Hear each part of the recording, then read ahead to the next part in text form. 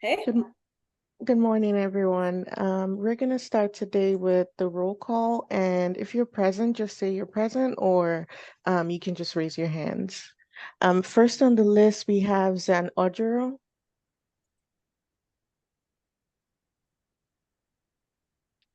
Sarah Collins. Unfortunately, she's not going to be here today. And next we have Sam Cole,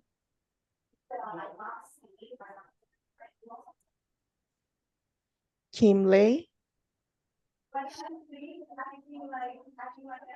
Andy Leonard, Tabitha Lewis, Adrian Livingston,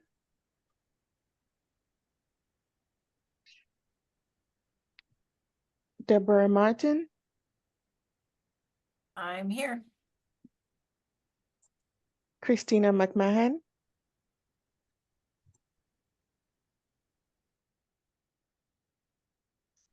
Maricela Ortega, Molly Rogers, I'm here. and last we have Kiwi Wilson. Okay, I'm gonna pass it back to you, Molly. Okay. So I'm gonna kind of just start slow with the agenda and warm up as more people start to come on. I see that Sam has joined us. And so we'll just kind of move along slowly. I do not believe that we have any action items today. And so we can just kind of move through our agenda. Welcome guests. I would love to have and ensure that guests that joined us today, just put in the chat who you are and who you represent. And actually, Anya, we are a little bit ahead. Would you mind if we just had members come off and introduce themselves, starting with staff? No, actually, I would appreciate that very much. And That would also, I think unless Nella and Annette tell me differently, I think they've become community members of this group as well. Yeah, I agree. I think that just by their sheer perseverance and hanging out with us, that I think they get that title, and we appreciate their input every time they join us. So let's start with staff. Joy, will you do a roll call of staff? Yes. So I'll start. Hi everyone, I'm Joy Snyder. I am the admin specialist for the Prevention and Justice team. I will pass it on to Lawrence. Good afternoon, everyone. My name is Lawrence White. I am the Racial and Ethnic Disparity Coordinator with YDO. And with that, I'll pass it to Lindsay. Thank you. I'm Lindsay Schoonover. I'm the Compliance Monitor with YDO, and I'll pass it to Anya. Thanks, Lindsay. And I'm Anya Sikina, Associate Director with Youth Development Oregon. And here I am as a Juvenile Justice Specialist and Crime Prevention Manager, all of these fun things. And back to you, Madam Chair. All righty. And so since we started, Christina McMahon has come on. I'll have her introduce herself, a member. Hi, everyone. I'm Christina McMahon. I'm the Juvenile Department Director in Clackamas County. Great. And complimentary associate member, Annette, would you like to introduce yourself? Sure. Annette Magic-Odemy, co-chair of the System of Care Advisory Council. Daytime job, I work for POIC, supporting families and those impacted by juvenile justice. Thanks. Thank you, Annette. Nella. Hi, everyone. I'm Nella Hogberg. I'm a delinquency analyst at the Oregon Judicial Department. Happy to be here. And I think my colleague Caroline has just popped on to join us today, too. Hello, everyone. Yes, I'm Caroline Meyer. I'm a delinquency analyst. I work directly with Nella at OJD. Thanks for letting me be here. Great. And Maricela. Hi, everyone. Good to see you all. Maricela Ortega, YDC Chair. In my day job, I'm the Development Manager at Latino Network, serving youth and families in the area. Great. Joe O'Leary is a guest. Hey, good afternoon or good morning. Joe O'Leary. I use the He Him series, and I am the director of the Oregon Youth Authority. And I am here in the place of our former deputy, Carlos Rodriguez, who left us earlier this month to go join the team with Barry Leslie in the Chief Operating Officer's office. Thanks for having me. Great. So we'll now call you a member since you're now standing in. So sorry, Joe, you're not a guest. And Jeff Milligan.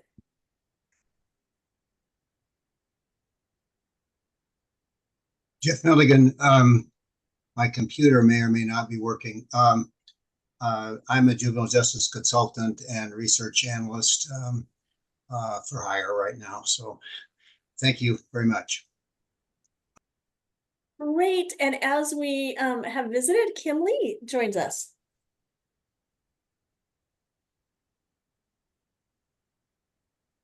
Kim, would you like to introduce yourself? You might be multitasking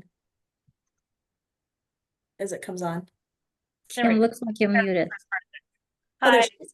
I'm Kim Le. I'm a member of the Youth Development Council, and my day job is I'm an immigration lawyer. Thank you, Kim. It was so fun to have you out just to talk at Norcor and all the kids. So, okay, we're going to jump right in to our agenda. And Molly, sorry to interrupt. How about Adrian and Sam? oh, Adrian, yes. Oh, Adrian came up when we were doing roll call, but absolutely introduce yourself. Yes, Adrian Livingston on the the council, and I'm the director of anti-sex trafficking initiatives with World Venture. And Sam.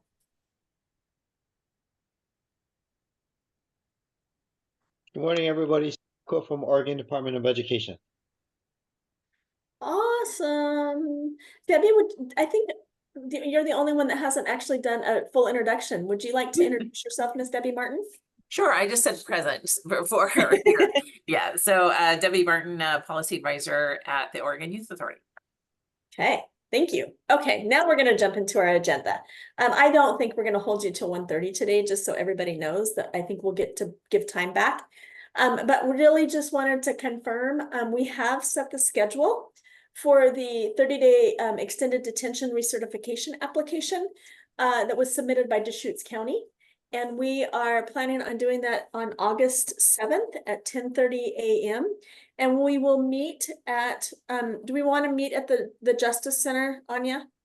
I think so. And just for the following week, we will send the directions and where we will meet and all kind of logistical specifics. But the time is set at 10:30 because that works both for detention staff and the juvenile department and the entity over juvenile department. So everybody will be there, including Zivi and Sonia. And so that's kind of the time that works for everybody. And I understand that it's a bit of probably an early start for people driving from Salem. But what do we do? We'll just go there. But between now and that time, those of you who express interest in reviewing the extended detention application, please do so. And if you have any questions, either you will have an opportunity to ask them during the site visit, or if you have reviewed the application or still in the process of reviewing it, but won't be able to be there on site, if you don't mind emailing them to me so we can ask the facility staff in person while we're there. Does it make sense? Yeah, Anya, I think thank you for reminding us. That's really important for those who review it and just have questions. And then when we come back to our subcommittee meeting, we can tell you the answer to those questions. What we don't want to do is end up with more questions on our meeting at the 28th. Right. We need to be able to get it in front of Youth Development Council by September 12th. So that would be awesome if you're not able to join us, but you're interested in reviewing, getting questions to Anya. And then we will pass them along to the staff and get back with responses to you all on the 28th of August. Yeah. Committee members, are there any questions that you have? Anya, I believe that you sent the application for recertification for me to review, and so I had prepared some bullet points to kind of present back to the group. I'm not sure if it was meant to present back to the group or if you wanted that emailed to you, or I'm not sure. Kim, will you be able to join us at the detention? I will not. Right. Well, if you don't mind sending them to me then, we will make sure that the facility staff will answer them while we're there. Sure. Yeah, that would be great. Thank you. Thank you, Kim. Unless it's something urgent and you want to talk about it now, it's just, you know. I think it was more of, I just wrote down, I think like 8 bullet points, very short like sentences to kind of summarize it for anybody who wanted to know without having the time to Sure. review everything. So I'm happy to present that mini summary if you'd like, or in the interest of time, I'm happy to send that to you. They're not so much questions as in things that I saw that were either interesting or maybe there could be some follow-up, but there wasn't a specific question I listed. So I'm now intrigued. Could you just share one with us? Sure. So I'll just jet through them. It's all together. It's like a mini paragraph. So according to the application packet sent over, looks like there are 19 staff members in the facility, 14 dedicated to the program. The facility capacity is at 16, and there's a notation that says 2 are available for program youth, but it says that the design capacity is 24. It says that the Central Oregon Intergovernmental Council currently runs a year-round education program there, providing 1 full-time equivalent teacher based on the average daily population of 7.5 full-time equivalent students. There was a notation in the application saying it seems like this facility is very underutilized. There was a grand jury inspection that was mostly positive, with only some notations about left out passwords in the open, cells in need of paint, and rusty floor drains. There was a notation about the facility being a co-ed housing situation, and how great this is for youth who identify as LGBTQ+. But it is concerning, I think, possibly for females, because it says that the population there is 80% male and 20% female. So it just kind of, there was a question there about, yes, that might be great in some circumstances, but in another circumstance where it's co-housing, would somebody feel not necessarily safe there. The health department inspection was completed on March 23rd of 2023. There were violations noted, and it said that the violations had been abated, but I was unable to tell what the original violations were, so I don't know how serious they were and how they were fixed. There was a notation that the facility experienced 1 suicide attempt in the last 12 months. The attempt was unsuccessful and there were no injuries, but there was no reference whatsoever to the details about what happened or what safeguards were present to prevent more serious injury. There was 1 box that was checked about ORS 419A.059. That seems kind of out of place. It said that it wasn't available when everything else seemed available. I didn't know what that meant, so I thought, hey, bring it up to the experts who know. And my last notation on it is there was a letter of support provided by Deschutes County Judge Pro Tem, just saying this was a great facility. So that is the summary of everything I read. Cliff Notes style. Wow, that's like awesome. So let me find 419A057 or 59, the designation of the detention facility. So it requires that each county shall designate the detention facility. And so that's what that is. So we can ask about that. Those would be awesome, Anya, just to be able to share back with Deschutes County. And I bet they would be glad to fill in the blanks. So awesome. Kim, Molly, this is what we can do. Kim, if you could send them to me like today, I will send them to the Deschutes facility like momentarily and have them prepare responses to these questions by the time of the site visit. So I think that will give them an opportunity to be prepared, and we'll get more detailed responses this way. Yep. Yeah, be real collaborative. Awesome, Kim. Thank you. Absolutely. That's amazing. Thank you so much, Kim. Sure. Anything else for the recertification? And Sam, you're joining us right now, is that correct?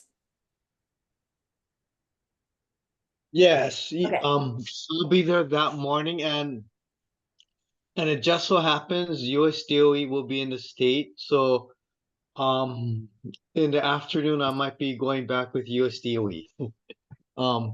Yeah, so and then I notified the Ben La Pine School District and Deschutes County, and they are aware of a second visit that afternoon. It's just the timing just occurred that way. Okay. So So you're saying that you're not sharing a ride with us, you're on your own. yeah, I'm on Okay, my own. gotcha. Yeah, because we're also going to visit Sagebrush State Treatment Facility program. It's run by Trillium and High Desert EST. So we're going to visit those two. So I'll be with you guys in the morning, but then after lunch or lunchtime, I have to go meet him and then so forth. Yeah. Okay. Cool. Great. Okay, you're just the one that has the education component, which is really important, and know all of the details. Okay. With that, a deep breath, we're going to jump to guidelines. So juvenile detention guidelines. We have a plan, we have a structure, and we're moving forward. So on August 13th, we will be meeting to start working on chapter 1, 2, and 3 of the Oregon Detention Guidelines. Then from that date, we'll get our next one set out. And then we will kind of just keep moving forward. And so we should be able to do this in 3 meetings because there's 9 chapters. So we should be able to knock this out. Awesome. Any other kind of updates? So the meeting is from 11 to 12:30. So it's an hour-and-a-half meeting, which theoretically means we'll try to spend a half an hour on each of the sections. And just so everyone knows, we've invited some guests outside of just our juvenile justice subcommittee to participate. Annette with System of Care, they are going to be joining us. And now I know we've made her an honorary member of our committee. So that is great, but also specifically they asked to join the conversation, as well as some juvenile directors who run detention facilities, so that we have the capacity and expertise of the individuals that are currently running facilities. Anything else there, Anya? Oh, just to add that Nella and Caroline have also joined the team to provide a judicial perspective. Yes. And so Nella and Caroline, and then Annette, who's the other person that joined us this last meeting? Christy. Yeah, and she's got the invitation to join us as well. So I see Annette's hand up. Go ahead, and then Debbie. I think Debbie was first. Oh, okay, Debbie. Either way. Thank you. Molly wanted to confirm what you were saying, that there's 9 chapters, but I feel like there's 12. Am I missing that? Might be. I only have 10 fingers, Debbie. So that's the limit. So sorry, the other. Because I feel like yeah, but did you get the actual the printed guidelines? Because I dropped them off at the OY. Oh, that's why you can open them. So they do. So truly, there are 12 sections. The last 3 are very short. The food service, the physical plan, and the data and evaluation. And so we can by all means have another meeting, because I think there is another topic that's not addressed in here that we need to have a conversation on. And those are the appendixes. Specifically, there's some conversation around PREA. I know the juvenile directors of the facilities want to have a conversation around. So that really is in the appendix part. Yeah. So yeah. Okay. We're shooting for December 31st. Remember to have these done. We got time. Yeah, I'm joking. Thanks, Debbie. Yeah, thank you. Annette? Yes, I'd like to try to get some parent feedback from those who have been through the system, have kids in the system, perhaps currently. So is that the information you want reported out on the 13th? So yes, yes, yes. Yes, and because you're going to probably have additional questions after that, right? So the answer is all throughout, if that makes sense.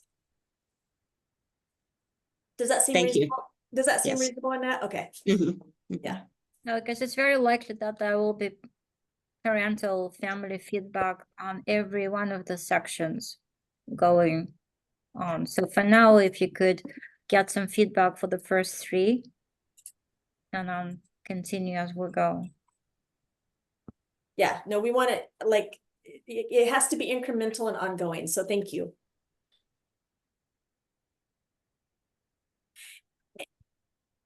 And Annette, let's, you and Anya and I talk offline to see if there's a bit more we can do. Yeah, if there is a way to get, I don't know if in person is a good term to use anymore, it could be a hybrid thing, but more of a direct feedback from families, you know, if there's So opportunity. that doesn't look like she's having to carry it all herself. Yeah. That would be awesome if something like that could be arranged. Okay. Yeah. Debbie, your hand is back up. It is. I lowered it. So yes, thank you. It is a not, I didn't forget. I did raise it again. So in thinking about family feedback, we do have a family advisory council at OYA. I think they're taking the summer off, and so they're not going to meet again until the fall. But you know, pretty much every youth that ends up in our custody has been through detention. And so it might be a place I could talk to the person who runs that group to see if this is something that they would be willing to put in front of them, to see if we could get feedback from that group of people. That might be interesting because you might have a variety of different facilities represented at that. Oh, for sure. Yeah. Yeah. I couldn't tell you right now. I've been to the council a few times, but the membership is kind of, there was a few that have been on it for a while, are really committed and come, and then it kind of ebbs and flows a little bit with different families coming and going. So I don't know the exact makeup right now, but yeah, typically they're from around the state. Yeah. Okay. So just let me know if you want me to reach out, and yes, to see. So I'm asking the group. I'm just absolutely. Others, I think that would be really helpful, and I really like the fact that it represents potentially all of the facilities across the state, because we don't have a lot of representation sometimes from like Klamath, or you know, this Jackson County is a long ways away from Salem, so yeah. Okay. Annette, what do you think about that? I think that's great. Think that's good? Yes. Okay. That works. Okay. All righty. Now is your hand still up? No. Okay. There we go. Thanks. Joy, I can't see all hands. Am I missing anyone? No, I think that's it. No one else. Yeah. Okay. Perfect. Anya, would you like to, we're on to there's been a request from OJDDA. Yes, so I was hoping that Joy could share a couple of things. First, yes, well, what you see, I hope you can see it, is the Save the Date flyer for the Oregon Juvenile Department Directors Association upcoming conference in September this year in Seaside. You see just the conference keynotes, pictures, and the titles of their keynote presentations, which I think are both fascinating. I'm so looking forward to it. And then another thing that I would ask Joy to share with you is the actual letter of request. So those of you who have served on this committee for longer than 1 year, you know that this is an annual conference and it's an annual request that we receive from the Directors Association to provide, we call it technical support rather than financial support, to the association to put together the conference. We typically use federal funds for these purposes, and we do have the amount available that is being requested, and it basically shows what we would be paying for, not in full, but at least a few of these. So just wanted to share with you, so we will be supporting the conference and just basically need your general support for the conference and for dedicating some of the federal funds to support this effort. And again, we've been supporting the conference for at least a dozen years now. I would like, has Tabidi been able to join us? I don't see him, but he did attend 2 years ago. And another thing is, before I forget, I'm sorry, if nowadays, if I don't say it right away, I will forget and then I will kick myself. If any of the committee members is interested in attending the conference, as state advisory group members, we will be happy to support your attendance by paying the registration fee and providing reimbursing for room and board and so forth.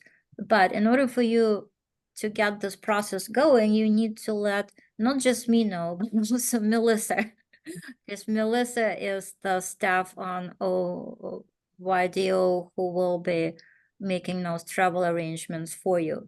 So just if you could send for now an email to say me and Melissa and Joy, or Joy and me and Melissa, whichever way. But we would like to get it in writing so we can proceed. But it will be Melissa who will be taking care of that. Sam, you've attended in the past. What have your comments or thoughts been around the OJDDA conference? It's very worthwhile. That's why we're continuing our sponsorship. You know, ODs continue our sponsorship of this conference for this upcoming year. And not last year, but the other year, the new principal from Donald DeLong, he attended, and he was a brand new guy, and he benefited a lot. He said that it was refreshing to see what the juvenile justice side goes through, like, you know, the trainings and so forth. And he got to spend some time with Ken Jaron, who was the detention manager at that time.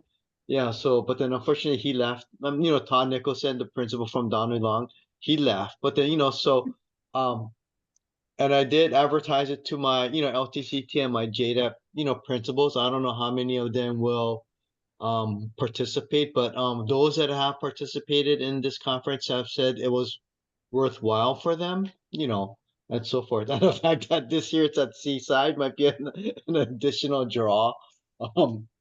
Yeah, and then this year will be Adam Henning. He's going to be representing ODE at this conference. So yeah, it's worthwhile, and we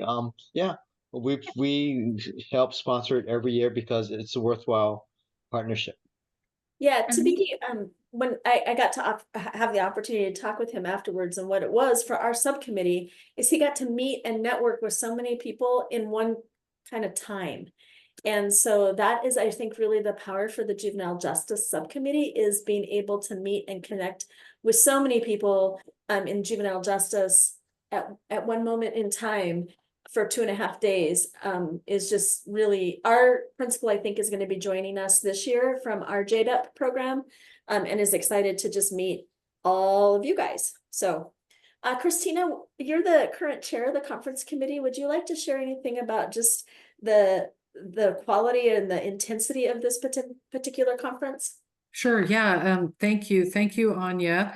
Thank you, Sam, for your sponsorship. I've been the person running around shaking people down for sponsorships, and Sam, you made it easy, so I appreciated that. You actually came up to me and said, hey, don't I need to sponsor that again this year? So thank you. The letter that you had Joy put up, Anya, I just want to read a little piece of it because I'm noticing now, I'm looking at the copy. I wrote the letter, and I need to work on my font size in the future because I'm having a hard time reading it. But the theme, I know some of you have heard me in other meetings that you're in with me, so I'm sorry, I'm going to do my spiel again, but the theme for this year's conference is honoring our communities, equity, and action. And the conference committee has gathered speakers from a diverse group of organizations to provide informative training sessions showcasing the impact of intentionally cultivating community partnerships rich in cultural diversity. More importantly, this will help attendees acquire valuable skills for serving youth and families, actually embodying equity in action as individuals and as a community. That has been our intention as a conference planning committee since we started. And there's been a lot of passion put into this. I can't give some of the fun surprises away at this point, but it is going to be, I think, a very meaningful opportunity to learn and to gain awareness, opportunities to experience different perspectives, learn things you didn't know, but also a really great opportunity to come together as a community of not just juvenile justice employees from the juvenile departments or juvenile justice, OYA. It's going to be an opportunity to come together as a community of people who are dedicated and passionate about helping young people be successful and successfully transition into adulthood. And also there's a wellness perspective, I think, that's embedded throughout it. So it's much more multidisciplinary. It is really, we've really worked hard to get other folks to attend who are not just county juvenile department staff. So I think that's really exciting. I want to give a shout out to Nella. You've done a great job in really getting the word out, Nella, with not only with the judges, but other partners that are involved in different aspects of the juvenile delinquency improvement program. I've been monitoring every week. I get a report on the registrations and who's registering. And we do have several judges, more than I've ever seen, coming to this conference, and a whole bunch of people from different community-based organizations. So to me, that's really exciting. And then the other thing that's super exciting is the involvement of youth. Actually, in several of the presentations, people that are involved in different programs and people with lived experience, some adults who are now in the doing mentoring work. So I'm really excited about the expansion. I don't want to make it sound like it's not important to have juvenile department staff there. Obviously it is. This is our big training event of the year. But to me, what's exciting is bringing together all these different people with different experiences and having a chance to network and learn from each other. And we've built in more time for last year. There was some comments about it was too tight between the sessions to even get from one session to another. So we've tried to really space out the conference in a way that gives people a little bit more breathing room. We are finalizing the details. If you go onto our website, all of the descriptions of the presentations, including the ones in this letter, are listed in detail with the bio of the presenter and the description of either the keynote or the breakout session presentation. And I'm really excited about, as I said, not only the diversity, but the richness of the experiences and backgrounds of the people that are coming to do this. So one of the things, if you go on the website and look at that, you will see it says plenary. There's a plenary session on Monday, and it says to be announced. I think it says TBA. We're in the process of finalizing that, so that'll be added to the website soon. But I'm very excited about the person who's going to be doing the plenary session and what they will be able to share with us on the Monday. Monday's the really long day. So anyway, those are my thoughts. I don't know. I'm more than happy to answer any questions anyone has.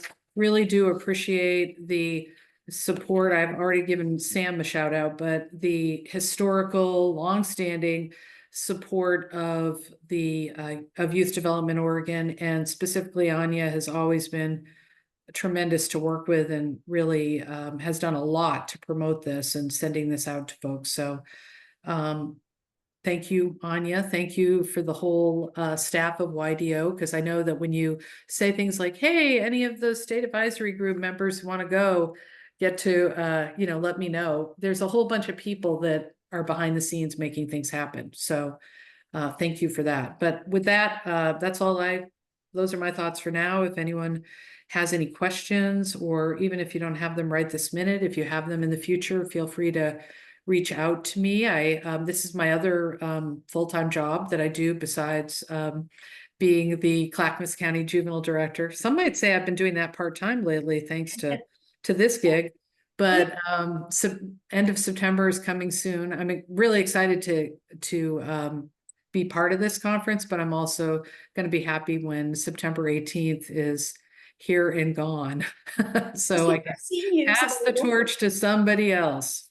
I'm sure you devolve. First of all, thank you for your kind words towards YDO and me personally, which I really don't think I deserve, but just always happy to be of support. And somebody who has been for years in charge of planning and executing a governor summit in minority overrepresentation, Joe might recall. I know how much work goes into conference planning. So just my respect and admiration for you to doing it. So thanks, Anya. I am going to ask, there are CEUs available. Is that correct, Christina and Nella? I'll let Nella go first.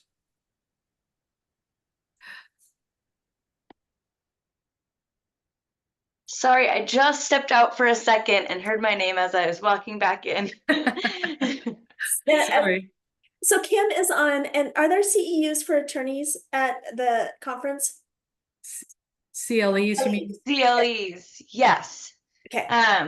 The plan is we are going to support in gathering bar numbers and then requesting CLE.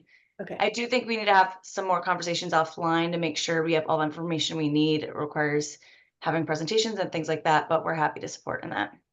Perfect. I just wanted to make, and Christina and Joe are both also attorneys. So, but wanted to. And Kim. That's right. And I wanted Kim to know. Yeah, Kim was the one I was really saying it to, and then I forget that you guys are also attorneys. So. I need to tell me. I'm already signed up. I already emailed Melissa and Anya. They know I'm coming. Amazing. Oh, it would be so fun to have a rich presentation and representation of our YDC. So that thank you. Thank you. Anya, I'll let you have the last word. Oh, I don't really have any last words. I just want to get a sense that do we have a support from the committee to provide what we call a technical assistance, not sponsorship, to the conference. Okay. It's a bit awkward for myself because I am a member of the OJDDA leadership at this moment in time. But so, Marcella, would you mind just checking in with everybody to see if there's support? Would you take the lead on this for just I just sprung that on you. I'm so sorry. No, that's fine. So I'm sorry, could you say that one more time? So I am on the leadership of OJDDA. And so for me to ask for support from this group feels like it could be considered, I don't have any personal conflict of interest, but I just want to, if I'll hand it to you for that particular piece. Yeah, do we want to do roll call or just? I think it could just be consensus, can it, Anya? Yes, just if anybody has strong feelings against it, then let's hear them. Yeah. If not, then we would make a conclusion that the committee is in support of technical. I just don't know how to phrase the consensus that of feeling. I guess if there's anybody opposed, if there's strong feelings, I think you said it correctly. Go ahead and raise your hand. Maybe Marcella, I can do it because it's consensus and not a vote.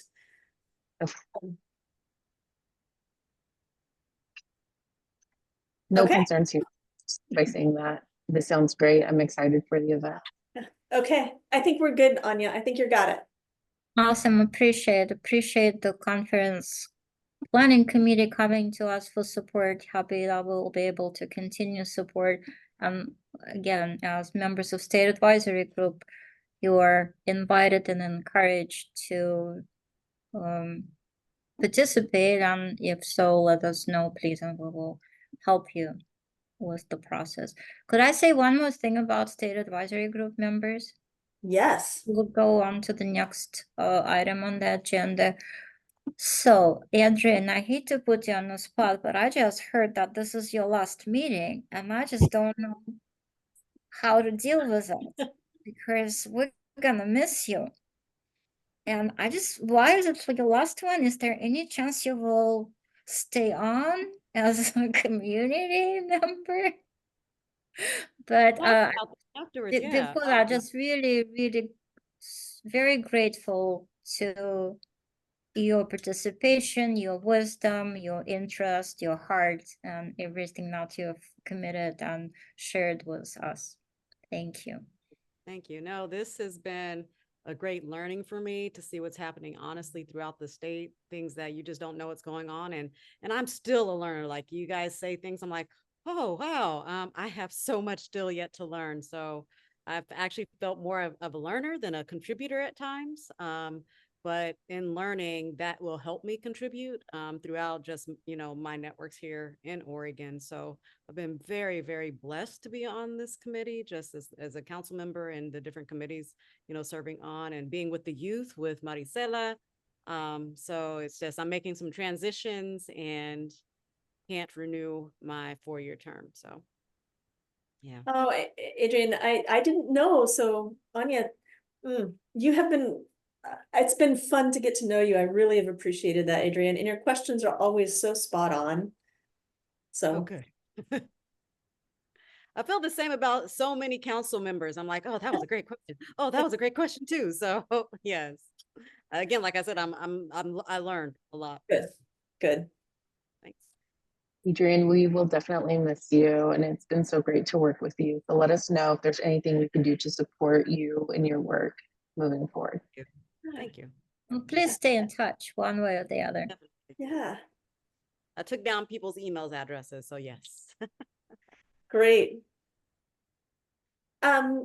Lawrence, do you want to just give us literally an update on the 21-22 RFA application process? Yes, thank you, Molly. But before I start, I just want to say thank you to Christina for giving that great update on the upcoming OJDDA conference. I say that because I've never been to one, and this is my first one, and I'm really looking forward to attending this. So thank you for putting this all together, Christina, and everyone else who's participated.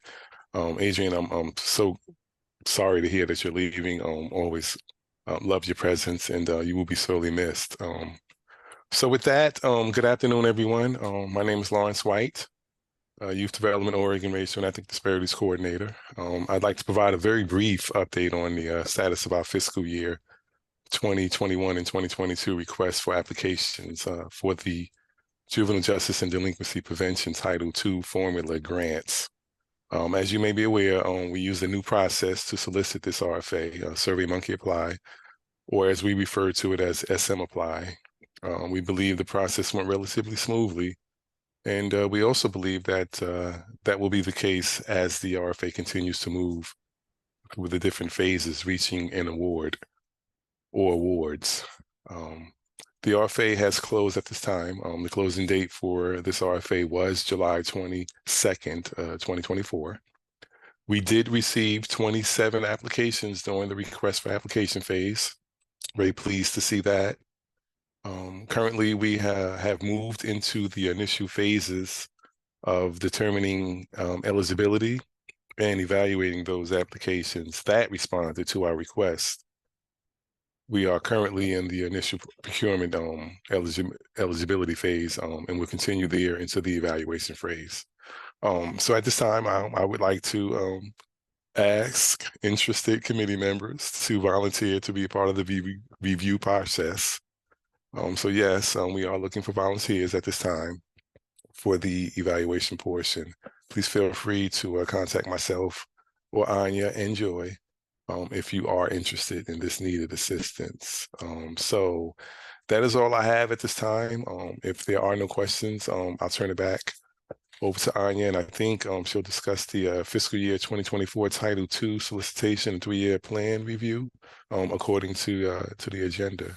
Thank you. Thank you. Lawrence. Are there any questions for Lawrence about the review process or anything? Sam, you have your hand up.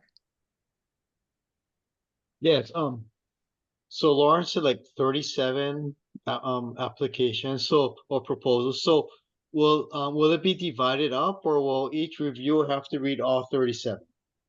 Oh, no, it should be divided up. That's just too many for one individual to kind of go through. Was it 37 or 27? It's 27. Oh, sorry, 27. Yeah, it's 27. So they'll be divided up. And we'll try to divide them up evenly as Okay. close as possible. Okay, so like for instance, each group will have to just review like 9 or 7 or 3 or whatever. Okay. It's Right. not all 27. No, Okay. no. Okay. All right, thank you. Probably 27, 20,009 is the largest number. Yeah, there was three different categories. Yeah. So Adrian has her hand up. So question, what is the amount of time that you're allowing for the reviewers to review and score the applications? As far as the time it takes to look at an application, or the window of time to actually get it completed. The window of time. I think we're looking at anywhere between a week to 2 weeks. Just kind of depending on how soon we would like to try to get these awards awarded. We tried to simplify the application and the request to really focus on the needs of what we're looking for. So it shouldn't be too difficult of an application to review.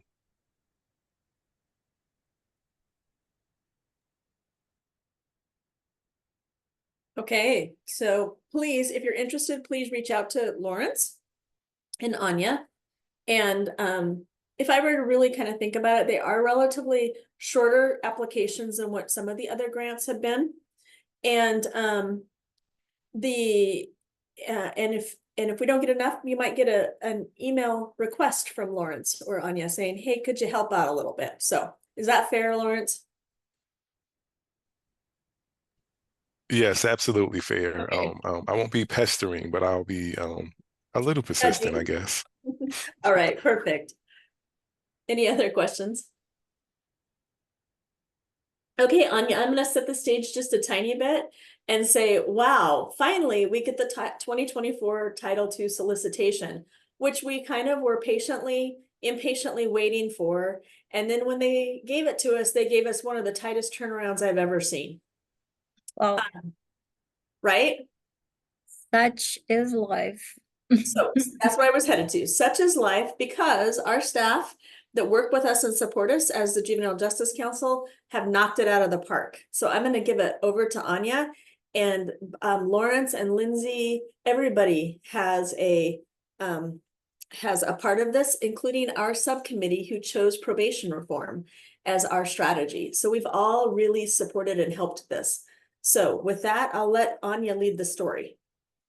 Oh, thank you. I'm not big of a storyteller, but I'll just tell you what goes into the application submission. So the fundamental requirement is collecting and analyzing data in 4 categories or 4 core requirements of the Act. So Lindsay is responsible for the first 3 requirements, and those are the data sets that she collects, analyzes, and reports on. So Lindsay, do you mind if we start with you? Could you give like a brief update on what where you're at with that? Because once it's finalized, it will be submitted through a special platform that is connected to Department of Justice. Lindsay, you ready to give a little bit of an update, or whichever form and shape you want to do it? Like a show and tell, or just show? It's up to you. Sure. Let me try to share my screen. Okay, well, that wasn't on my screen before, but there's a little sample I'll get to. What I want to first start with is this. This is the compliance monitoring tool, where I report all of the data I've collected throughout the year from secure facilities, police departments, Oregon Youth Authority with the detention stuff, and the youth correctional facilities, jails, well, yeah, jails, but 0 kids in the jails normally. Anyway, so I started entering for this last period, the fiscal year 2023, so October 1st, 2022, up through September 30th, 2023. So I just, all the states have to fill out all of this data. These numbers are way higher than they were last year. So I'm pretty proud of that, because that means I got a lot more done last year, but I'm pretty new to the role and I'm getting settled in, and it's going good. So yeah, this is just the number of adult lockups, jails, juvenile detention facilities, and these green squares auto-populate with the data that I put in the white squares. And then at the end, it just kind of says this is how many on-site inspections you did for the year. Last year, I only had done, well, the year before that technically was 18%. So that was really good. And we're still playing catch up from COVID when we couldn't go out and inspect. So I'm trying, but this is the DSO page, so deinstitutionalization of status offenders. So status offenders and non-offenders cannot, shouldn't be in any secure detentions or youth correctional facilities. So this number 35, that is the data that I get from Oregon Youth Authority. I query out the ICJ, Interstate Compound of Juveniles, so the out-of-state runaways, and I send that number to Nina at ICJ, and I just say, hey, were these good, or we're not, like, no violations, right? And she always confirms yes or no, and we were good. There was no violations, but that was the number that I got out of the query for the last data period. So that's the DSO page. The separation is where, juveniles and adults cannot have, sight and sound. So they have to be separated in secure facilities. And then this is always usually pretty good. So 0. Does the state have a policy in effect that requires individuals who work with both juveniles and adult inmates to have been trained? That is, so every year I have to reach out to Department of Safety Standards and Training, and I get this from them, and I upload this to OJDDP. Well, this one doesn't want to work. Oh, maybe it does. I don't know. There's 3 files here. These ones aren't working right now, but basically they give me this, and so we can prove we do have the policy. So, and then there's jail removal. So Oregon law is 5 hours or less to get identifying information from juveniles. The feds give us 6 hours, so I have to look for this. We only have one rule. That's, I think, Wallowa, that I have to enter. And we only had 3 instances of jail removal throughout Oregon this year. That's between 2 facilities, not bad. So I put that in, and 3 total instances of non-compliance with the jail removal requirement. It gives us these figures. I'm not real sure what they do with them, but that's that. And then section 223A 11B, these are just always zeros for us. New Mexico is the same. We don't really do that. So anyway, Lindsay, this is Molly. Yeah. So I know that there are some categories that 1 or 2 violations doesn't impact our money. And I know that there's a couple that 1 violation could potentially impact our money. I saw throughout that there were only 1 category that had any violations. Is that one of the categories that has the capacity to have a little bit of variance, or is that a hard? Yeah, I don't know the figure. I just know they do it in increments. So there's a certain threshold that if you go over, Right. then they'll start minus 20% funding, minus 20%. But it hasn't happened since I've been in this role, so I'm not sure. But 3 is really good. So I'm Okay. yeah, that won't hurt us. Being at CJJ, listening to the other compliance monitors with you and just understanding that there's some that are just hard lines and some have some rates. So perfect, thanks. Yeah, those 3 violations in that category should be way under the threshold. Thank you. That's what I really wanted. Yeah, and well, I'm trying to find recognize. Okay, this is the monitoring universe. This is where all of the secure and non-secure facilities in Oregon. Ryan set this up, and I love it. It tells you, the address, who it is, who you can talk to there. Trying to not take up a lot of your guys' time, but it's really good. And I go in and I make sure that these are updated with the correct information when I visit. These boxes over here, they turn red. So we're supposed to visit once every 3 years. So they'll turn red if they're past due. And so those are the ones I'm trying to catch up on, the red facilities. And then, so part of the reporting too, this is last year's report to OJDDP, but I have to pull out of the monitoring universe I just showed you and send this to OJDDP. All the facilities that didn't report go to them. This is last year, but this year we had 98% reporting, so there's not going to be this big of a list this year when I send it. So And I want to just give Lindsay a huge shout out again after attending national conferences. Often across the region, it's 85%, and people struggle. And so when she talks about 96%, that's trust in our staff from all of our local partners, because that's what builds and has them report. Because I've been around a long time and have worked with a lot of the sheriffs and law enforcement, and it's about trust. And so this is amazing, Lindsay. Thank you. Yeah, I'm getting to know people, and everybody's really nice. So maybe next year we'll do 100. We'll see. Then they should be giving you a gold star because we'll be the only one that gets there. Yeah, it'll be exciting. It's my goal. This is also last year, FY22 report I sent to OJDDP. So again, these red ones, but not so this one, for instance, Boardman, I was just in Boardman like a month or 2 ago. So this isn't red anymore. This is old data, but they want to know all the secure facilities and they want all the information about it. So I also query out this data and send to them. And so this is what I do all year. And then at the end of the year, compile it and send it off. So thank you, Molly, for helping me, because I get a little nervous when I'm talking and I forget. You're doing great. I love it. I love it. I love it.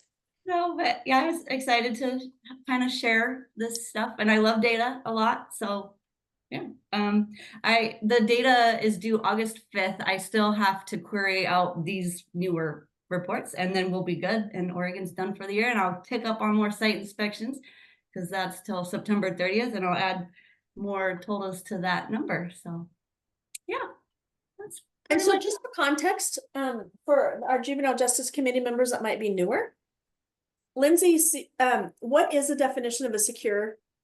It's not the detention facilities. These are, you saw 196. There are not 196 detention facilities across the state of Oregon. There are only 11, but it's police stations. Lindsay, how do you define it?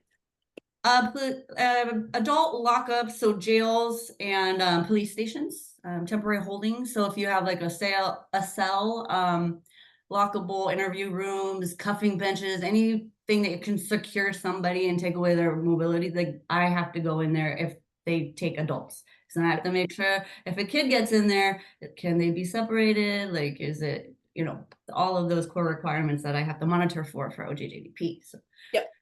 So it's much more than just detention facilities. Yes. Yes. Okay. Yeah. All right. And 2 left on my list. So yeah.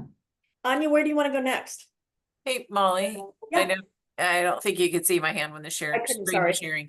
So Lindsay, one of the first screens that you showed was kind of a list of I can't remember what it was called, but it was like number of detention facilities and just kind of some almost demographical stuff. And it said correctional facilities and the number was 7.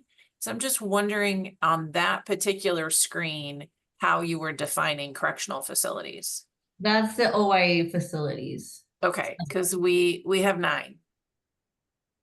Not Well, 7. are they all secure? Because I went to Oak Creek and there was one in my list as secure, but when I was there, it wasn't secure. They were like, oh, it's a what'd they call it?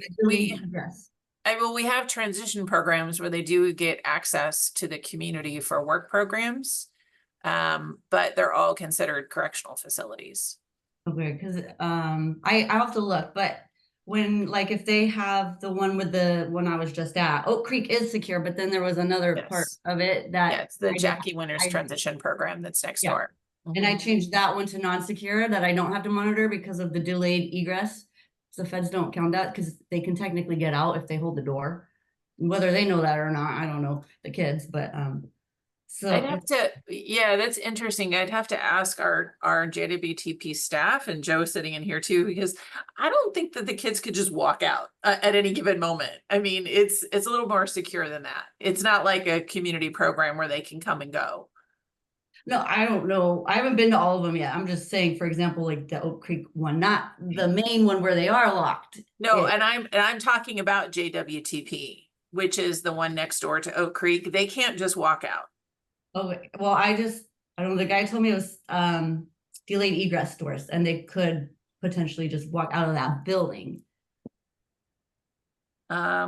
Okay, I mean, I'll look into it. That would be news to me because we don't, I mean, it is still considered a locked facility. Okay. I mean, I can add it back, but no, yeah. I mean, I'm not necessarily trying to advocate one way or the other. I just want it to be accurate. And so, yeah. I think one of the Well, pieces. it just sounds to me that Lindsay made that determination based on the information she received on site. So if that is not accurate, so maybe Debbie, you could follow up with the facility and let us know what is the Sure. Well, and I think it would be great, Lindsay, to send a definition, because Fed's definitions aren't always the same as our definitions. That's why that was kind of like my first question is like, how is that defined on that? And so so in a way, it raises a great question. Maybe it's time to go through the inventory again of the compliance monitoring universe and make sure that every facility that we have listed is correctly determined for security. So Debbie, who would be a good person at OYA for Lindsay to connect? Could it be you? No, I mean, I can be a conduit. Could you connect Lindsay to somebody who would be the person with? Yeah, it's somebody from our facilities team that would be able to better define and look at the federal definition and see how we match up to it. I think I've been reaching out to Danessa. Yeah, she's our chief of operations. Okay, there was the right person. I can't remember her name, but she, the auditor or whatever, she left. So then she did. Yeah, Anjana. Yeah. But yeah, just for like an example, so like Lake Oswego Police Department, they were not secure in my files, and every other year I send out a survey basically, and it has questions on it, and they've checked the box yes or no, and if it is determined that they do have, like, if they are secure now, then I go out and visit. So like Lake Oswego, when they checked, they have a cuffing bench. They just had added it like after Ryan had left. So I'm like, well, that makes you secure now. And so I had to change it and I went to the facility, like they could just walk out. I mean, I don't think any kid feels like you could walk out though when there's a police officer right there. But because of that cuffing bench, whether they're attached to it or not, made them secure. And so I had to change that. So it's like for the feds, they're secure because of that, even though they could just walk out the door, you know, without a badge or something, you know. Yeah. No secure perimeter, but it's stuff like that where it gets confusing with the feds and the Oregon laws and for sure. Yeah, there was a long time that their conflict in the definitions were very strong. Sam, yes, Lindsay does have a budget to be able to support her to do the work. The compliance monitoring is the one funded position. Is that correct, Anya?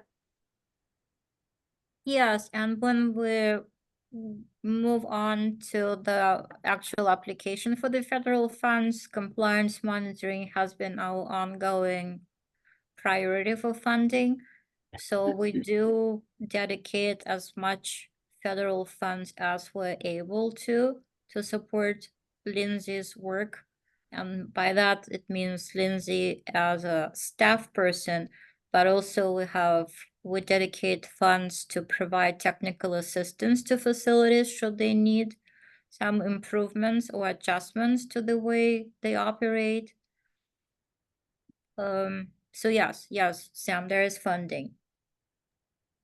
So the compliance monitoring is the mechanism and the venue of which we receive the rest of our Title II funds.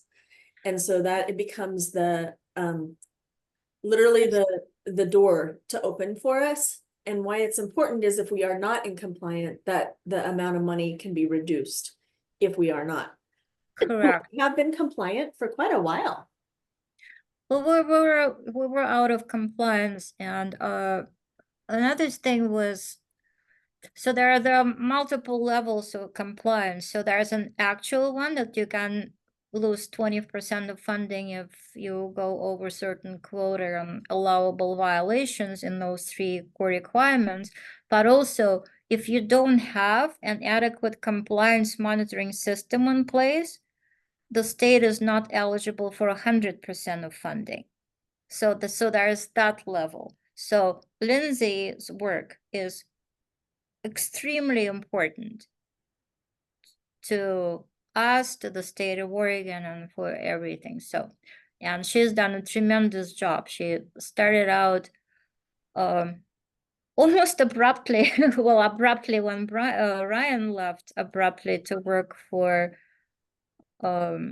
technical assistance group for the OJDP. But also, as soon as she started, the OJDP came with a new directive to the states that nobody was eligible for funding until each state gets a confirmed and approved compliance monitoring system that would meet their standards. So Lindsay spent over a year rewriting the manual, recertifying all these things. A lot of work went into it. So just hugely applaud her for all her dedication and hard work. And now after that is done, now she's catching up with all those site visits and getting facilities to report. And those of you, and many of you, have had some interaction with law enforcement. You know it's not an easy crowd to please. So may I share my screen one more time real quick? Please. Real fast. Screen 3. Okay. So, oh, it's hard to see sometimes with this bar up here. Can you guys hold on a second? Sorry. I can't see certain things when I share my screen. All right, put this back up here. So going into the monitoring universe, if it'll work. Let me get my sheet up here. Okay, so there's a filter here. We've got, let's go, all youth correctional facilities. Ryan was so nice and he made all these queries for me. Can I move this out the way? Okay. So they're all the OIAs in this filter. So when I go down here, there's a count of 8, but this one is gray. I haven't been there yet. I don't know, but it's grayed out, meaning Ryan said he grays them out. So they're still in the system, but it would mean that they're non-secure. So he leaves notes somewhere over here. So this is how he would like keep track of everything. So he's like, this facility is used to be youth correctional facility per ORS, and a current local classification unknown until it was reclassified as a facility per.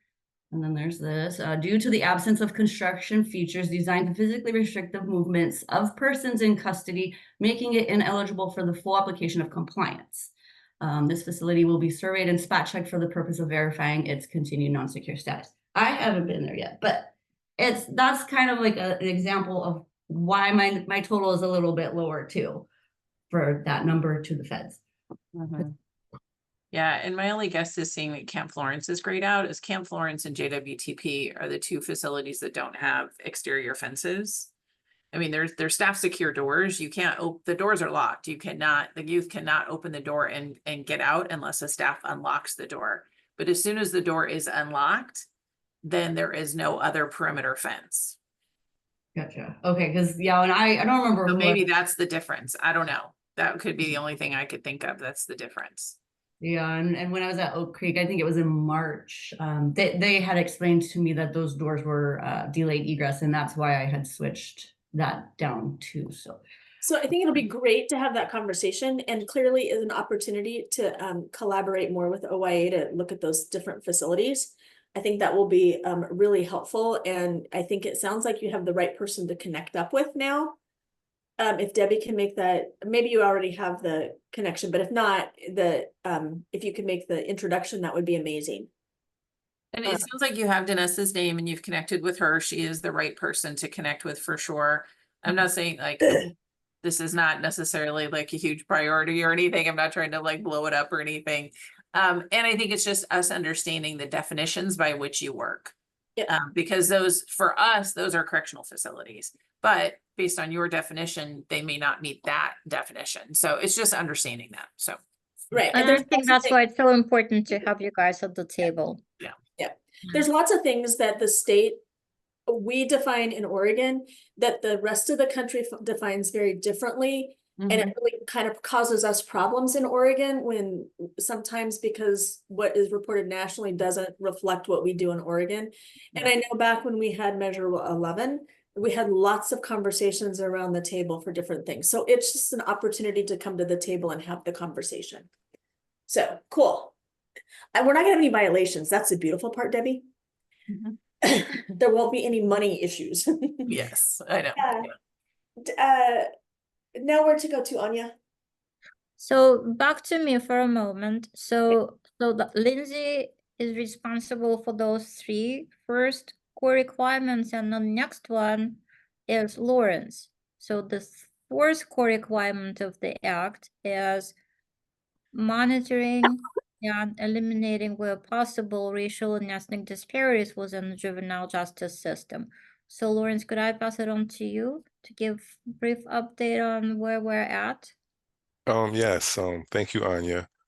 So as mentioned, the solicitation for the OJDDA fiscal year 24 Title II formula grants is open, and as mentioned, one of the mandated requirements from the Office of Juvenile Justice and Delinquency Prevention is a racial and ethnic disparities statewide reduction plan, which includes statewide data at key juvenile justice decision points.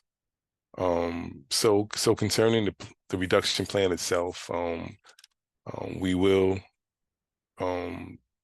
be aligning our plan with ongoing efforts in the area of probation.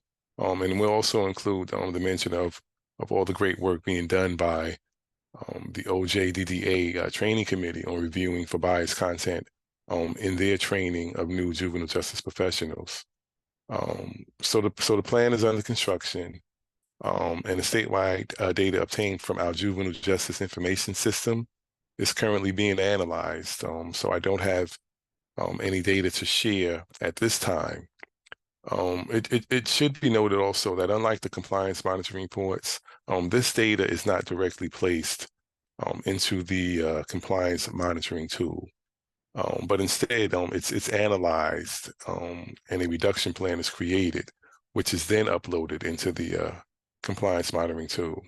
So it's a plan, it's a reduction plan on how we can address reducing racial and ethnic disparities at key juvenile justice decision points within the juvenile justice system. So please feel free to reach out if anyone would like to offer any subject matter expertise commentary they believe may be helpful, because we are all professionals in this space, or are just willing to share So that's really all I have at this time. Like I said, it's being constructed. We're analyzing the data. You know, preliminarily, the data, it doesn't look horrible. There's some trends that have been continuing that we still have to address, and so there's some work to be done. But we're more than capable of achieving those goals. So with that, I'll just turn it back over to Anya. And if anyone doesn't have any questions, I'll just leave it there. Anybody have any questions? I super appreciate first, Lawrence, thanks for your optimism that we can do this together. That's really cool. And I'm really excited to see what the trends and the information. I know there was a lot of work going into this and some hand counts and some different things that had to go in. So just really appreciate all of your work. And then Anya, are we ready to look at the crime analysis or the funding priorities? Christina has a question. Oh, Christina, I can't see you. Yeah, actually, I don't have a question. I just have a comment. Lawrence, you brought up the work that the Oregon Juvenile Department Directors Association Training Committee has done to review all of our curriculums. And just for the other folks on the committee, I wanted to share that work has been going on for approximately a year and a half, and it has involved juvenile department employees from all over the state, the different regions of our state.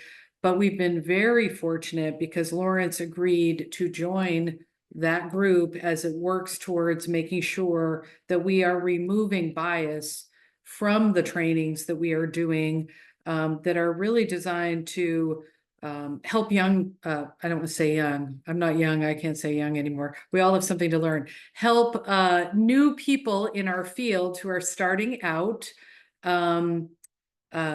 get not only the foundational technical information, but also really understanding the impact that they have and word choice and actions, and really being very cognizant of what we need to do to make sure that we're not operating in a way that even if we don't intend it, we end up harming the people that we are entrusted to serve. So Lawrence, you raised your hand and volunteered to help us out and have been showing up at those meetings. And I just wanted to let everybody know that yes, it is by the OJDDA training committee that has organized. Sonia Little Deer Evans from Deschutes County is the chair and has put a tremendous amount of energy into this over the last couple of years. But it really is a lot of different folks. And Lawrence, you didn't have to volunteer. We know you got a lot on your plate. Really just wanted to give you a shout out for your contributions to that. So thank you. And I don't know every person that's on the committee, but I do know it's full of several juvenile departments. And then I was told you joined. So wanted to make everybody on this group know about Lawrence. The YDC is well represented by Lawrence and his contributions in this group. So, and it's ongoing. It's there's so many different curriculums. We really focused on fundamental skills, but there are other trainings that are more on an intermediate basis that also go on that are sponsored by the OJDDA, and you've been working on all of those. So thank you, Lawrence. You're more than welcome, and it's been my pleasure, really. Thank you. All right. Okay, I see you shared some files with us, Anya.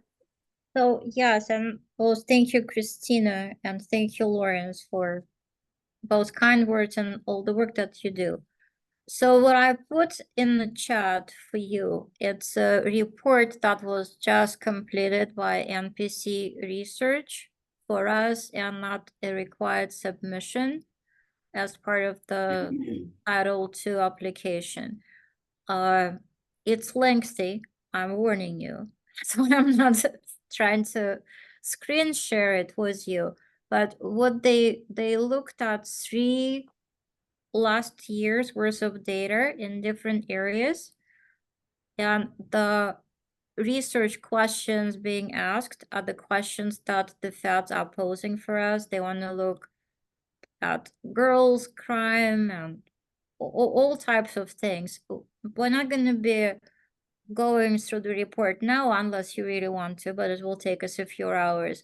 But it's for you to look at, and it's public information, obviously, and we will be submitting it to the OJDP as part of the application. But generally, the trends haven't changed much compared to the previous report that was submitted. The only obvious difference is the COVID years have changed the patterns drastically, but for a short period of time. And come to last year, it went back to pretty much where it started 3 years prior. So please look at it when you have an opportunity. But another thing, the report also comes with certain conclusions. They're analyzing trends and they're identifying them.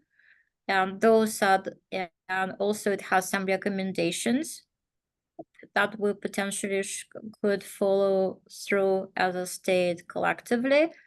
So please take a look.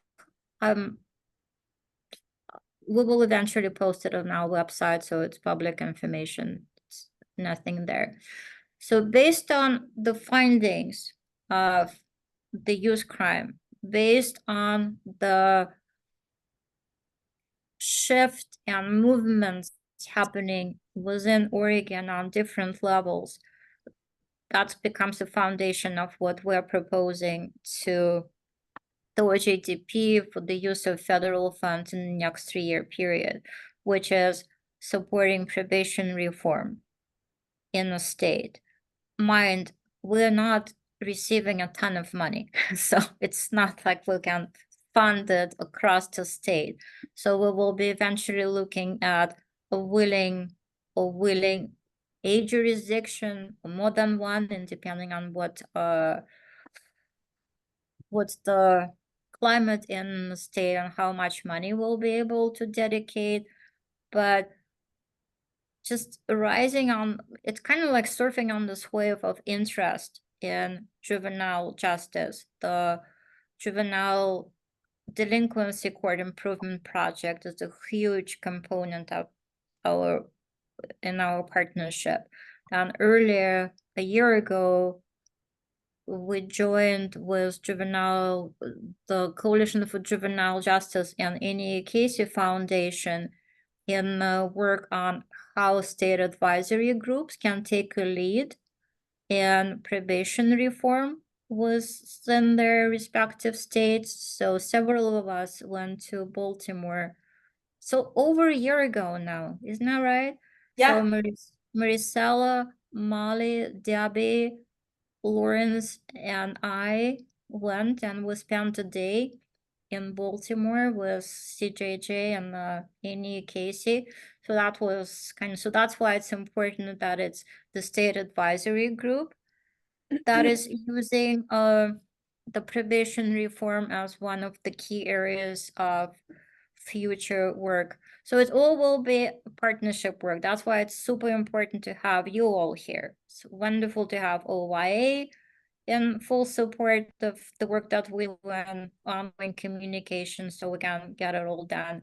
It's tremendous to have Nella and Caroline here so that we can do it really in tandem with each other versus doing some kind of parallel universe efforts. And another thing that has happened, and of course you all know about, is the new Juvenile Justice Commission that is just formed and about to start working next week, right? And I see several members of the commission here. I see Joe, I see Molly, and Brian Detman was just appointed to the commission as well. So somehow we will merge all these efforts together and hopefully we will get some traction going. So I don't have like a detailed plan of what the probation reform will look like, but that's something to be developed. And I know that Molly and Christina presented to the judicial branch on this effort. So Molly, Christina, do you want to shed some light on what we've shared so far? I can. We've talked about probation reform quite a bit in this group. Our juvenile justice committee, we had Tori Lynn come and talk to us about the juvenile justice system, which is served over 90% at the local level by your local county juvenile departments. And so we had him do that presentation as we toured the JIAC at Clackamas County. And so we've been talking about probation reform. We had the opportunity to take that to a judge's luncheon, supported and celebrated with Nella, and Judge Gilmartin from Clackamas County helped host that. And so Christina and I presented mainly on what we learned back at the Annie Casey Foundation, but also just what we've been doing a little bit here in Oregon along the way. And that not only are we looking at kind of a statewide initiative, understanding we don't have very much money, I get that. But also that Multnomah County has been working on probation reform with the Annie Casey Foundation for a little while. Several years predating, several years they've been working on it. And so I think we've talked quite a bit about it in this particular group.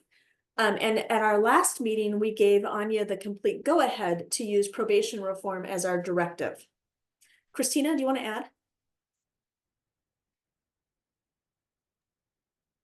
Molly, I think that's a good summary. I was trying to go back. That was the end of April, and it seems like 100 years ago at this point. So, but what you just said is jogging my memory. I guess maybe Nella, you were at the webinar. Is there any other big part? I think Molly did a good summary, but like I said, I'm a little fuzzy. No, I think you did a great job of summarizing. I know we have judges involved in the JDIP and that are interested and eager to have sort of model probation conditions on forms and things like that. And so they're eager to partner with you all on this project. Yeah, and I just remembered I do have a link to your presentation. I'm going to send it to both of you, and if you'd like to share it with any of your colleagues, that is available. Yeah. Okay. Awesome. Thank you. But I also would be amiss if I didn't mention Annette. It's such a serendipity that Christian you expressed interest in the work of the committee on the juvenile detention guidelines revamping, if you will. Here's the editing bit, because I think communities systems of care group could be also instrumental in our efforts to reform probation in the state, because your perspective is extremely important. And when I say it's serendipity, it's really true. Christy appeared at the committee meeting and we were talking about the juvenile detention guidelines, and they said, well, can we take a look? And yes, of course you can take a look. So anyway, so I think we're in a good beginning spot, and if it's the pleasure of the group, we will put in our application that the probation reform and the federal funding that will be associated with it, there's a category that can be used for this purpose. It's linked, I'm not going to read it to you, but there's a link to the solicitation in on the agenda. If you're interested, you can just take a look, and there will be a link within the link to the potential program areas that qualify for federal funding, and that would be one of them. And so the priorities for funding will be funding probation reform efforts in the state through issuing sub-awards and coming with a general plan together. And the second one, I would suggest, well, I would insist that we keep compliance monitoring as a second priority and just limit our plan for these two, because compliance monitoring is super important, as you hopefully have now get better sense of what goes into it. And probation reform, if it's probably, we don't get a lot of money, so you understand. The whole award is $500,000, between $500,000 and $600,000, depending on the year, congressional appropriation. So we don't need to have 25 goals. Well, But we one talked about, strong goal could be a better option. when we talked about in the probation reform RFA, when we go to do subgrants, we can do some of our priorities in our state that we really talked about. And I'm so appreciative, Anya, that you shared out the lived experience and families and youth. What I will tell you is probation reform leads with youth voice and families' voice. And so that really hits on what you were talking about. The other part really is looking at data, because we all know that the Annie Casey Foundation leads with data, and really looking at racial and ethnic disparities as we go through, and really using Lawrence as our backbone with that. So while it feels like just one priority, it really embraces what we've been working on over the last several years with our 3-year plans. Correct. And we're not using federal funds for any staff positions other than Lindsay's. So most of the money that we receive goes to support communities. To be exact, 66.66% of it. Correct. I really want to thank the findings. I would like to have these on our agenda next month, in August, and so that we as committee members really get to take a look at the data analysis and what's was done with MPC, and that we can actually set aside maybe 15 or 20 minutes just to talk about our response and experience with looking at the data, to just really kind of process the 129 pages that MPC prepared for us as a SAG to really look at. Absolutely. Is the committee okay with that? And Kim, you don't have to write cliff notes about it. However, I do love your paragraph you sent us, but you don't have to. Unless she wants to. Unless she wants to. But I really will be interested in your insight from your professional life and your time and volunteering on our committee, because that is just really interesting. As well as Annette, if you're willing to take a look at it and really kind of give us feedback. I think that would be really interesting just from your perspective. Instead of those of us who work and live in it every day. Adrian, I'd have loved to hear yours, but you're gonna not be with us. Well, you'll be with us, but you won't be attending our meetings anymore. So, and then Debbie and Joe, looking at it through your lens of OYA, if there's anything that you, if there's any gleaning or information that kind of jumps out at you. So we'll kind of take that next month, if that seems reasonable. I would like to figure out ways to share this information across our systems, because what I think we tend to do is spend quite a bit of time and money on really working on this, and then we don't celebrate that we are analyzing data. Well, I shared the PDF report with you. Yes. You can share it with the juvenile departments with an OYA system, with the caveat that the purpose of the report is to provide information to the Office of Juvenile Justice and Delinquency Prevention at their request, as the what is necessary to request the federal funding, and the type of information that had to go in the report was determined by them. So it was not we did not choose those questions. I totally appreciate that. We were looking to respond to the question that were posed to us. That just to understand why it was put together, why we did it, and what is the purpose of the report, right? So yes, and when we go back in May of each year, we talk to our legislator or our senators and congressmen and women about appropriations. And so you know, if absolutely, and if you I will be also happy to share the previous report, which is 3 years old now, and I think we have a report 3 years prior to the 3 years prior. So if somebody has the opportunity and the capacity to look at trends over 9 years or longer, we would also open to that, and we can share those older reports with all of you, and we will use your discretion to share them with everybody who might be interested and a stakeholder in that. Sam, you write so long. Seriously, how can I read this? I know. It's So an essay. the other is is I think that hopefully there'll be a moment in time that since I have unique perspectives, so maybe touching base with Brian and I about sharing this with the policy commission once it gets up and going. I don't know if that'll be appropriate or not, but if so. So, okay. I'm gonna let you and Sam talk offline because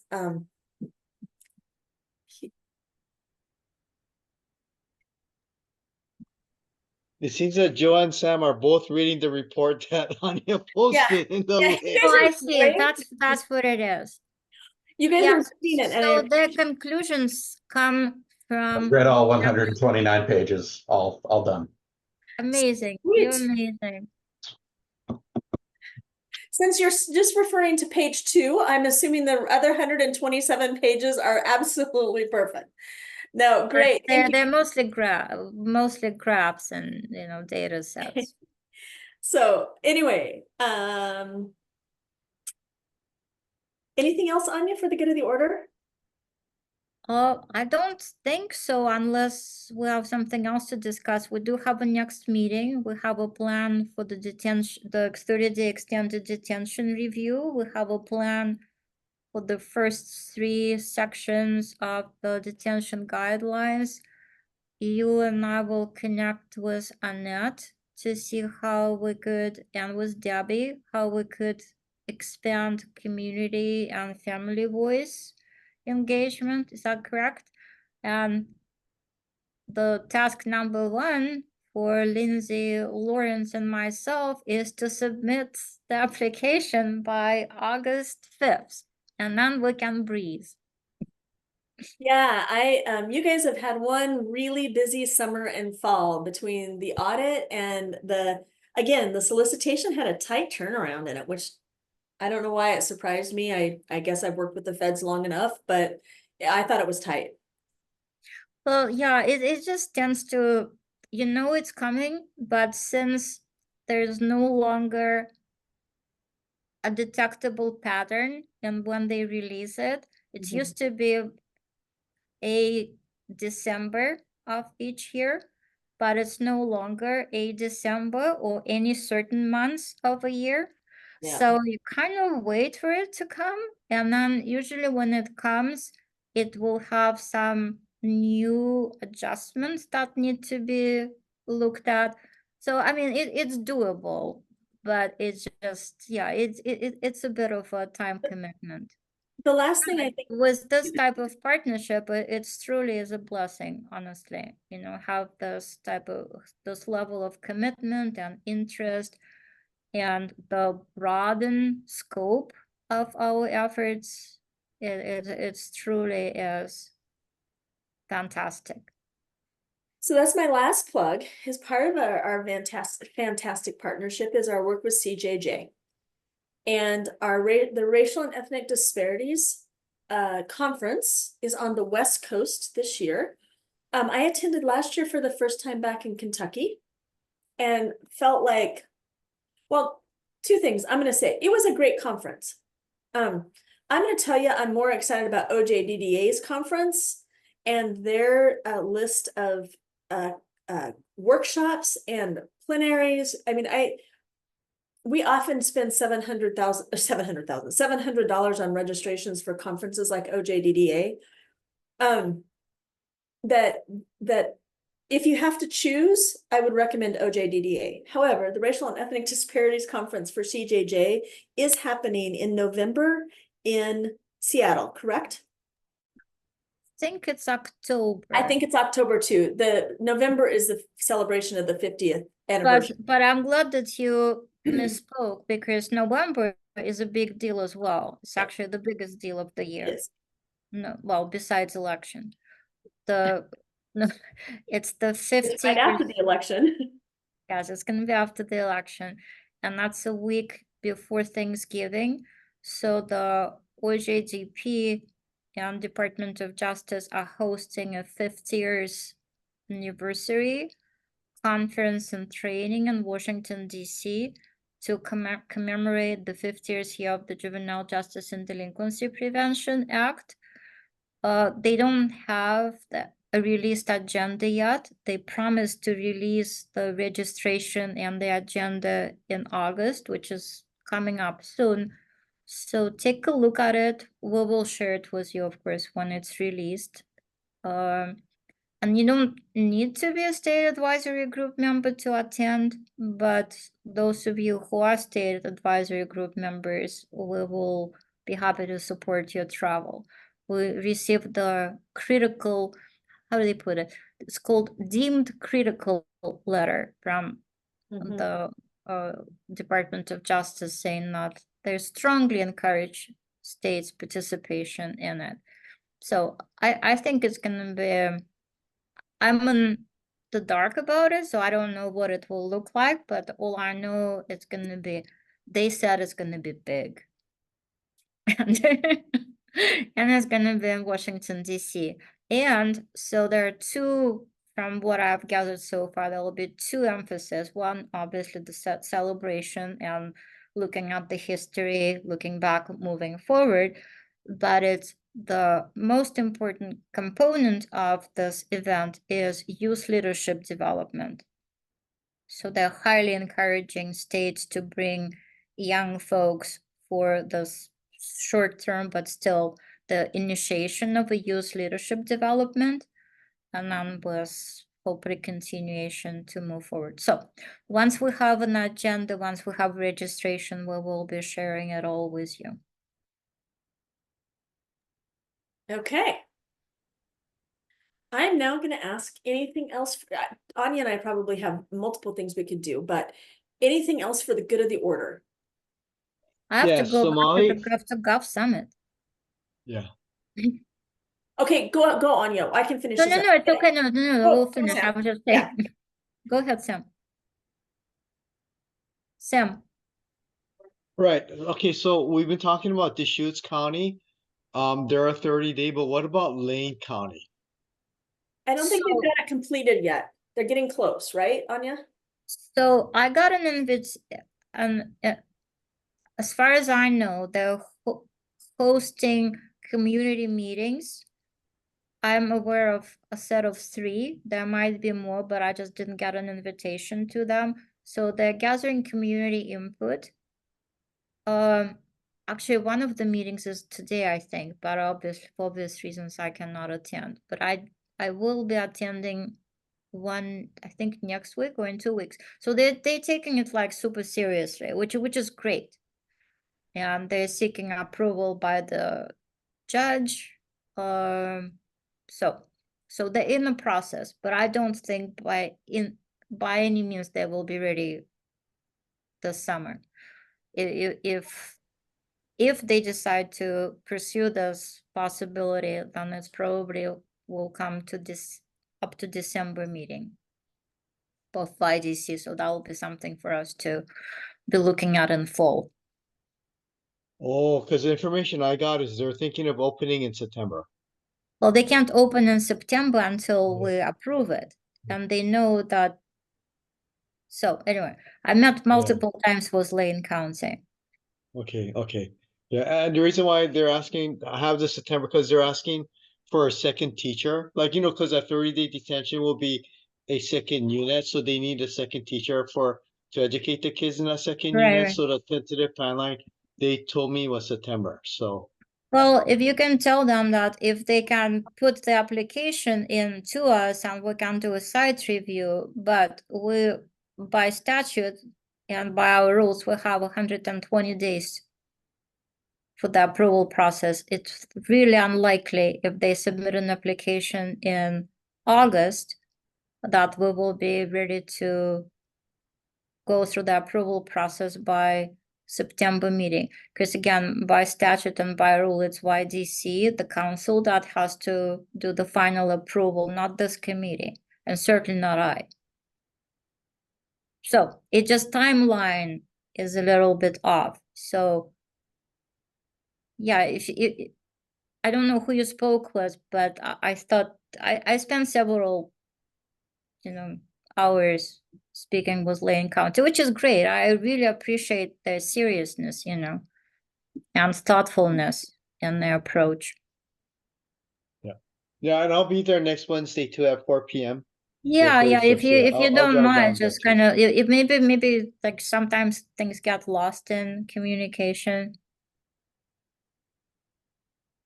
Okay, yeah, ooh.